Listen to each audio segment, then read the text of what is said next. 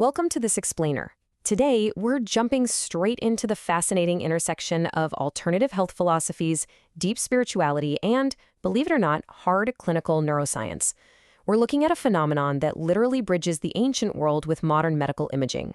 We're skipping the usual agenda today to drop right into a profound mystery. Can absolute faith, and specifically the physical act of surrender, actually rewire their brain?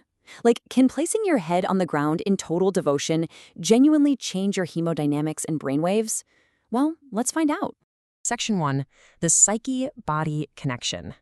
To really get this mind-body intersection, we first need to look at an alternative framework known as Germanic Healing Knowledge, or GHK, which has been explored by independent researcher Karan Luthra. This kind of lays the groundwork for how our emotions might literally shape our biology.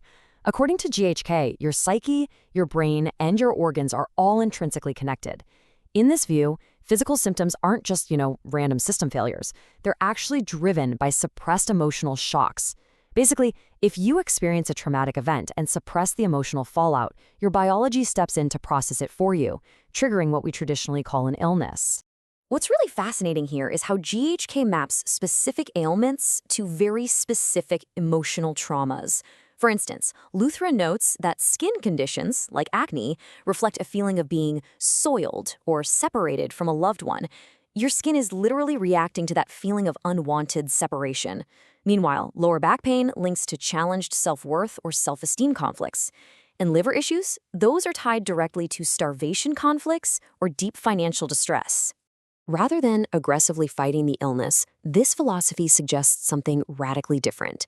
By giving up your emotional baggage through total faith, you allow your body's biological repair programs to simply complete their cycle. As Luthra puts it, there isn't something broken that needs fixing. There is a fear that needs surrendering. Which brings us to Section 2, Faith as an Emotional Reset. So what is the exact mechanism of healing within this framework? It's the act of prayer as a definitive emotional reset. How do we actually surrender that fear? Well, Luther describes a constant inner tug-of-war. On one side, you have the ego, or the nafs, which is completely consumed by worldly survival, anxiety, and this illusion of control. On the other side, you have the ruh, or the soul, anchored in unconditional faith and peace in an omnipresent God. Luther argues that illness thrives when the ego takes over and panics. Escaping these conflict triggers requires an absolute shift away from the nafs and into the peaceful surrender of the ruh. This, by the way, is the exact mechanism of spiritual healing seen historically when people visit places like the Ajmer Dargah, a famous Sufi shrine. They go there seeking refuge from worldly triggers to find total surrender and a biological reset. But how is this shift actually achieved? The physical pivot point of this spiritual release is the act of touching the forehead to the ground. This is the posture of sujood, or prostration. Luther claims this induces an immediate shift in consciousness.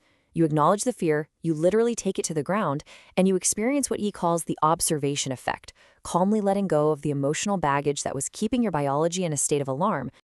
All right, Section 3, Brainwaves and Prostration. You might be wondering what physically happens to the brain during this posture of surrender.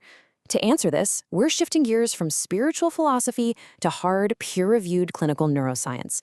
We looked at 5 separate peer-reviewed medical studies analyzing the physiological changes that occur during the physical act of Islamic prostration.